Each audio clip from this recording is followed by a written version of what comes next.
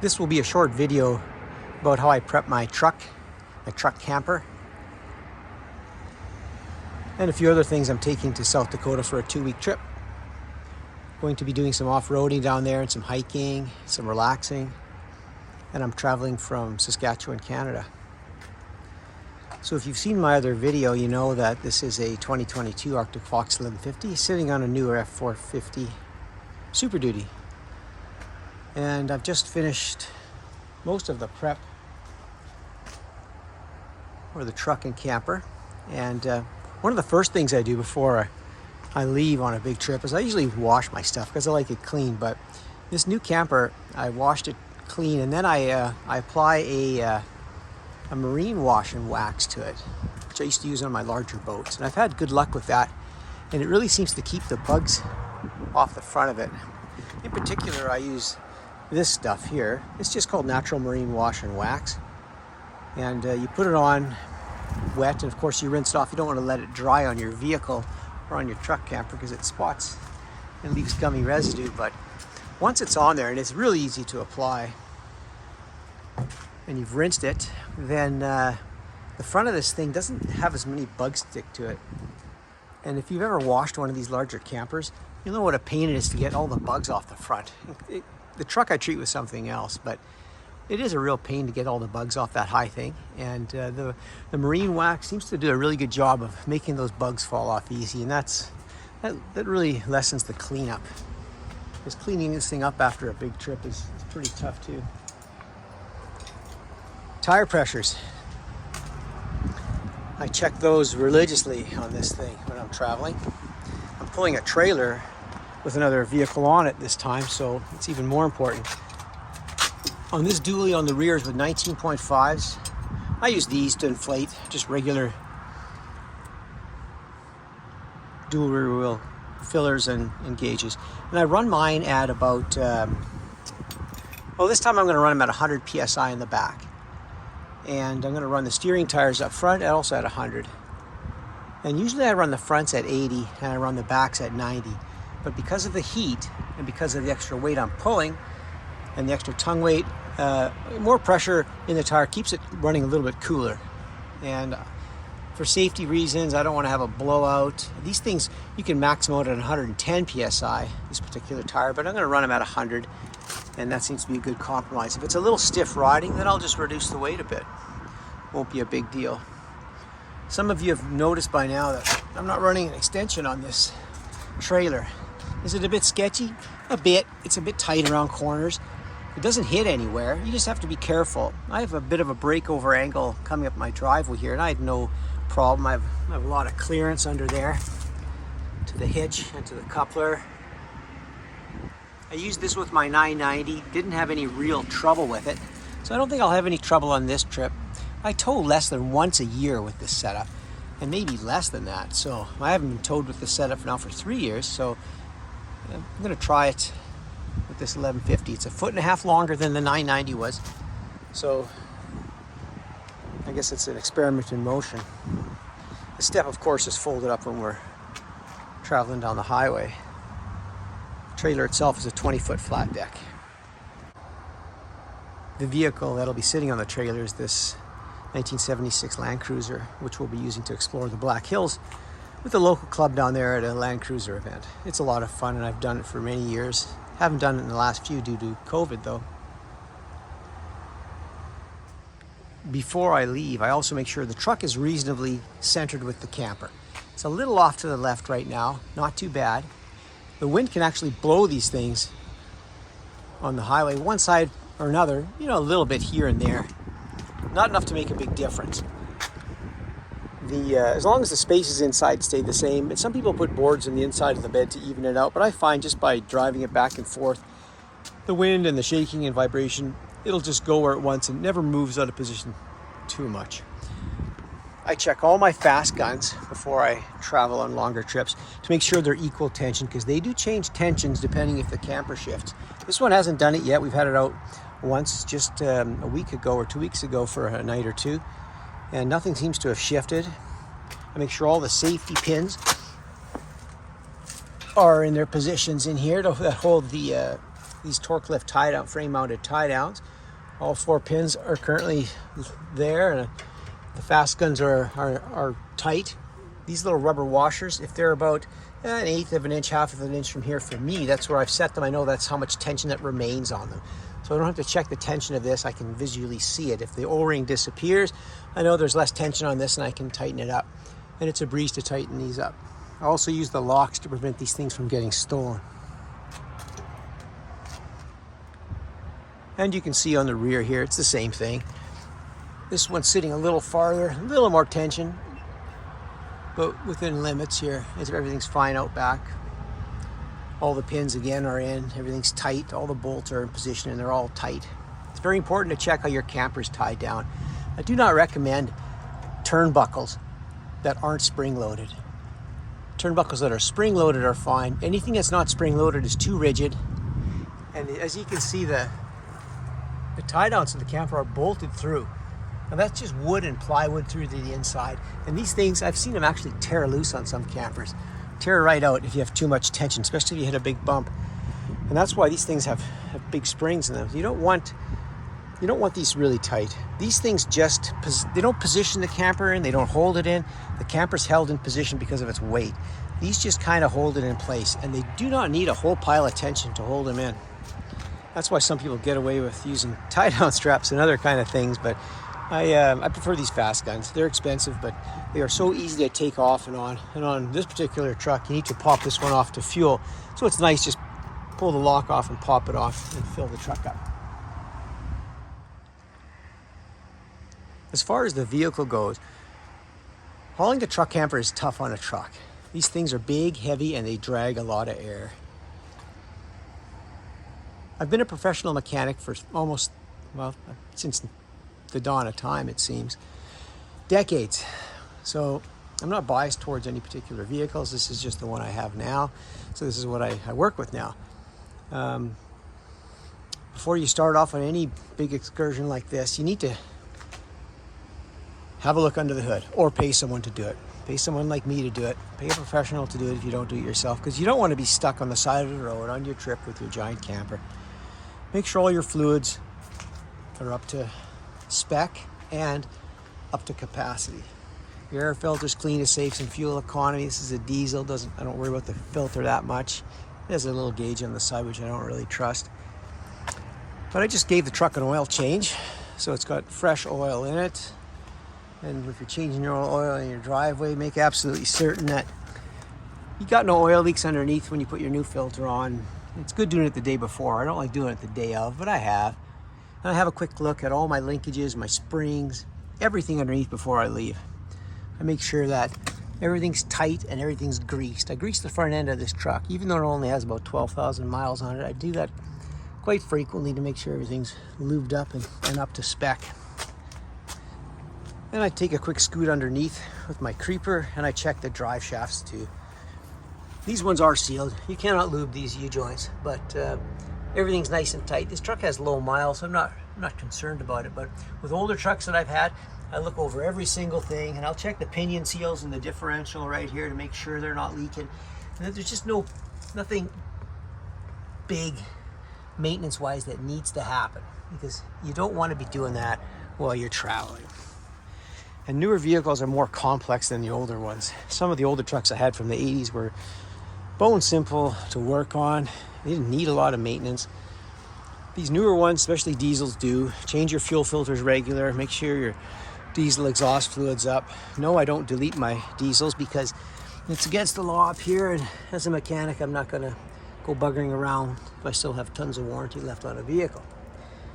Make sure all your tires are tight, inflated, lug nuts are tight. I've checked all these before I went out on my first trip, so I know they're good. And if you're towing a trailer, especially if you're doing it like I am, I don't really recommend this setup. Is it safe? Yes. Can you damage your trailer? Yeah, you could. Could you damage your camper? Maybe. If the breakover angle exceeds the 8 inches or 10 inches I have between the bottom of this camper and that trailer, yeah, one of them is going to hit the other. I don't want that to happen. It didn't happen in the past. For the amount I use it, could it happen? Probably not, because I'm very careful how I pull this thing in and out.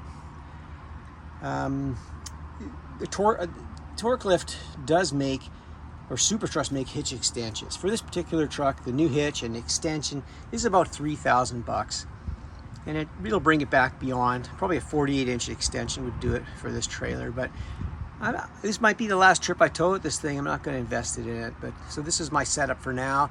Can you tow with a truck camper without an extension? Yes.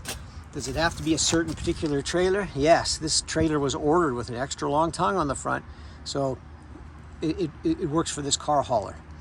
The only clearance issues I have are the breakover angle, and this pad will actually come within, you know, this close of this part of the trailer here on super tight turns, but I can't turn any sharper than that anyway, so I don't think it'll hit.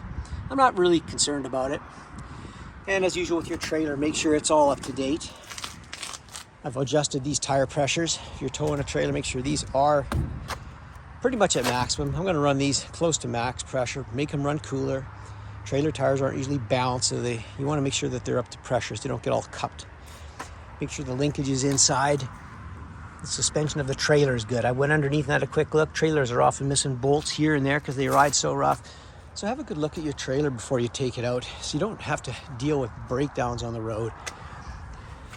Make sure your breakaway battery is working enough to spec. You can adjust the gain inside the truck for the brakes. I've already done that. Make sure your hitch and coupler and your torsion bars and everything's rated for what you're pulling. This stuff's all matched up pretty good. You can see the bars underneath are parallel with the trailer tongue, and that's kind of where you want them. You don't want them up or down. You kind of, what these are for is it transfers tongue weight.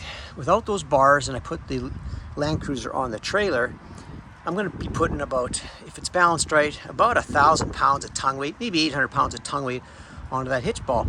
So, and it'll make the rear of the truck sag a little bit, not too badly, because I have done it before without the bars on. With the bars on, it's going to transfer, it's hard to explain this, but it's going to transfer weight from this point of the truck to the front axle. It's going to disperse the weight across the chassis of this truck. So when you tighten those bars up with the load on, this will actually raise 1/2 inch, 3/4 of an inch up. It's transferring weight forward because you want to put weight throughout the chassis of the truck evenly, not all of it over the rear axle here. And that's what this setup does. So if you're towing heavy, you kind of need this setup. It's pretty crucial. Make sure your safety chains are I put mine crossed underneath. I don't know if you need to do that or not. Make sure they're located right. Nothing's hitting and nothing's pinching. And always have a good look at your coupler. Make sure it's locked on top. Make sure it's bolted on. I'm running a small extension from the truck back to here. So it's not too tight going around turns. I made that myself. Because you don't want the wiring pulling anywhere when you're going around corners. And on this particular truck, you can plug the trailer into the back of the truck. And there's a pin in the box that I plug the camper into. So you can run the truck camper plugged into the truck and your travel trailer plugged into your truck. On most newer trucks, on older trucks, you can easily retrofit them to do this as well. On this particular camper, the plug's on the inside and it runs to the front and it plugs in through the front of the camper here. But there's like an 8-foot cord in the bed. So I think I'll reposition this now and load my Land Cruiser onto this trailer and start the final loading of the truck and camper. We're just putting the food in and our clothes in now. Trying to focus on weight reduction. It seems kind of silly when you got a camper that weighs 5,400 pounds, but I'm going to try and lighten the load a little bit on this trip. Speaking of light loads, this is where the water fills on the 1150. Usually I put 59 gallons of fresh water in this camper before we take it. On this trip, I'm not going to add water. It has about half a tank, maybe a little less. So 25 gallons or so, 30 gallons. I want to lighten it up a bit. Water is what, 8, 9, 10 pounds a gallon. So if I can take 30 gallons off, that's 280 pounds of weight I don't have to have on the back of the truck. And with fuel being $2 a liter, and I spent $300 filling this truck yesterday because it was almost empty, I'd like to conserve a little bit of that fuel. And I think on this trip, the speeds are going to be slower as well. I'm probably going to drive about 60 miles an hour, 90 kilometers an hour for the entire trip to save fuel because it's just so costly to travel right now. Also with these campers, make sure that your top vent here, that's the stove, stove flap vents in there. Make sure that's closed. If you leave it open like that and you're traveling and it gets wet, sometimes you can have a lot of water pouring onto your stovetop. So you want to make sure that's closed, and I'll get a little step stool and close that. It's a bit of a pain when you're traveling. You don't have something to stand on to open it. And I don't know what Arctic Fox can do about that. So that's one of my little complaints about these tall campers. It's like that with every camper though. As far as the jacks on a dually go, make sure your swing out brackets. This has swing out brackets. I've seen people traveling down the highway with these and they'll leave them swung out. I leave mine tucked in. You should leave them tucked in for safety reasons. They actually tuck in tighter than the rears because you don't want these things sticking out farther. They'll actually stick out to about here. You don't need that. Some are permanent and fixed and do not fold, so I understand that. But ones that fold like this, they're so easy to lift up. Fold them in if you have a chance. Also with your jacks, when you're raising them on your camper, don't raise them up until they start clicking, because that's the clutch at the top. Raise them up. You know, I leave a couple inches on the bottom. They don't have to be even this high, because these are higher than the backs, of course. So just raise them up. You know, you got a few inches showing. That's all you need. You don't need to raise these up all the way. If they're going click, click, click, click, click, you've gone too far. Don't do that. That's hard on the jack. I just raise them up until I see a few inches on the bottom. You don't even have to be equal on either side. And keep your fronts tucked in. On guys with hydraulic jacks, make sure your reservoirs are full of oil. I've had older jacks with my Bigfoot, and if you leave home with empty reservoir jacks on your hydraulics, you are in a world of trouble when you get somewhere and you need to raise this camper off the truck in case you have a flat tire or something. You're pretty much stuck. And on those hydraulic jacks, you have to be careful with those, that once they're up, they stay up.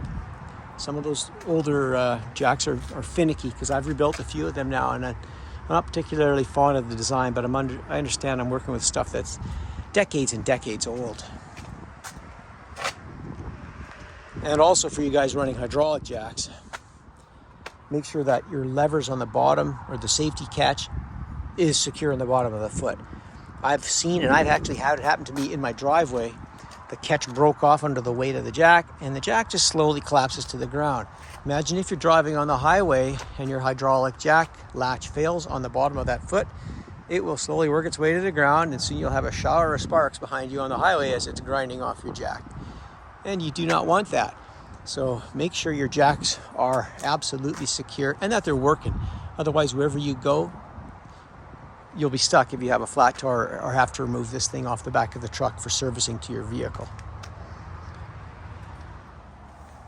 What do you do if you have a flat tire in a truck camper? People ask that question all the time. Well, the first thing you do is you make certain your spare tire is underneath your truck, and that you absolutely know how to take it off, remove it, and change your tires. If you don't know how to do that, you're going to have to call a professional. For those that do know how to do it but haven't done it on a truck camper, what you do, depending on which axle it is, let's assume it's the rear because that's the most problematic. You stop in a safe place, you take your fast guns off or whatever tie downs you have, you lift your camper up in the air, a couple inches off the bed of the truck. You don't even have to move the truck. And now you can get your jack underneath the axle, and you can jack up the offending tire, and you can change it. Single or dual, it doesn't make a difference. You're going to have to work the same way. When you're done changing the tire, you throw the tire in your trailer or underneath your truck again, lower the camper back down. Do you have to move the truck out from underneath the camper? No, you don't. You can if you feel like it's unsafe, but if you're at the side of the highway, I'd argue it's more unsafe to back the truck underneath that camper in traffic than it is just to lift it up and crawl underneath the truck. Hopefully your flat's not on the roadside. It's much easier if it's on the side facing the ditch. As far as the factory jack in these new trucks go, they're very strong. I don't use those though. I have scraps of wood and blocks, and I just take an old 2 metric ton hydraulic bottle jack. It's far easier, far more controllable than using the jacks that come with these trucks. They work, the ones that come with the vehicles, but I find a bottle jack, I need it for the trailer anyway. Make sure you take a jack for your trailer, because if you get a flat tire on your trailer, you will not have the ability to jack up a wheel and change it. On this particular trailer, I'm kind of lucky in that regard, because the tire on the deck fits the trailer, and it also fits as a spare for this Land Cruiser, so it can do double duty if need be. Make sure you have a spare tire for your trailer. Other than that, you'll be leaving the trailer at the side of the road while you make a long trip to get one. Well, in between the monsoon rainstorms, I seem to have completed the loading of the Land Cruiser onto the trailer deck. I've packed up the last few things in the truck.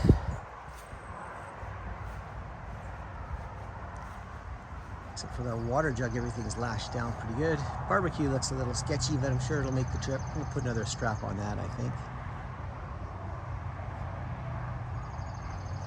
Makes the truck sit about another ½ inch lower, this tongue weight on the back, so nothing's really changed as far as the truck goes.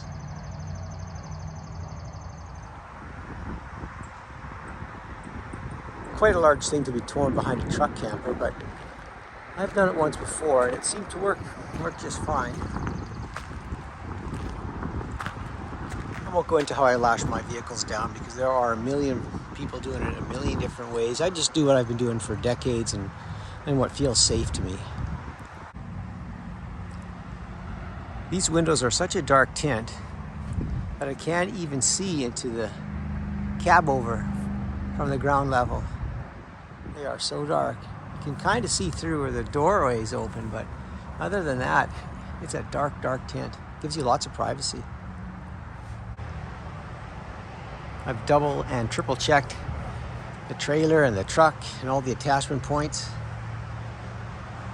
So hopefully this is an uneventful trip, and I will post a big update when I get back about how this new camper is performing. Thanks for watching.